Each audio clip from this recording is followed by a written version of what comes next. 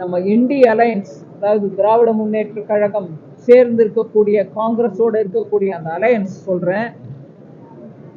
எங்க தாத்தா நேரு தான் கொண்டாரு எல்லாம், எங்க அம்மா இந்திரா அம்மா தான் கொண்டுச்சு எல்லாம் அப்படின்னு சொல்றாங்க. இன்னைக்கு ஒவ்வொரு கான்ஸ்டிடியூஷனல் இன்ஸ்டிடியூஷனையும் எய்தர் அவங்களோட கிரெடிபிலிட்டியை அஃபெக்ட் பண்றதுக்கான எல்லா முயற்சியும் எடுத்துட்டு இருக்காங்க. அவங்கள அண்டர்மைன் பண்றதுக்கான, அதாவது அவங்களுடைய பவர் வலுவை இழக்கிறதுக்கான முயற்சி நடந்துட்டு. ஸோ ஒவ்வொரு கான்ஸ்டிடியூஷனல் பாடி, ஒவ்வொரு கான்ஸ்டிடியூஷனல் ப்ராசஸ், ஒவ்வொரு கான்ஸ்டிடியூஷனல் பிரின்சிபலையுமே டார்கெட் பண்ணிக்கிட்டு போயிட்டு இருக்காங்க இந்திய அலையன்ஸ். நம்ம நாட்டில் கோர்ட் மூலமா எலெக்ஷன் கேசஸ் எத்தனையோ பார்த்துருக்கோம். ஆனா அதுல இருக்கக்கூடிய முதன்மையான பாயிண்ட் என்ன, சட்ட ரீதியா போய் கோர்ட்ல கேஸ் போட்டு ஜெயிச்சுக்காங்கன்னு சொல்ற அந்த பிரின்சிபல், அதை சீர்கொலைய வைக்கிறாங்க இவங்களுடைய ப்ரொடெஸ்ட். இன்ஃபேக்ட் நான் அந்த செக்ஷனை கொஞ்சம் இங்கிலீஷ்ல படிக்கிறேன், கேட்டுக்காங்க.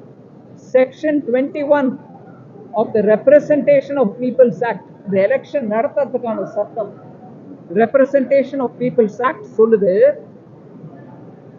எலெக்ஷன் கமிஷன் நீ தயார் பண்ணு, அந்த எலக்ட்ரல் லிஸ்ட்டை ரிவைஸ் பண்ணு, ஒவ்வொரு எலெக்ஷனுக்கு முன்னாடி இது ஸ்பெஷல் ரிவிஷனும் நடத்து, இல்ல ஸ்பெஷல் ரிவிஷன் எப்ப பண்ணணுமோ அப்பெல்லாம் பண்ணு, அந்த காரணத்தையும் சொல்லு அப்படின்னு இவ்வளவு சட்ட திருத்தமாக கிளியரா சொல்லு. In fact section 21(2) of the Representation of People's Act says a revision of the electoral roll is mandatory before each election. Representation of People's Act இது mandatoryன்னு சொல்றாங்க. அதை தவிர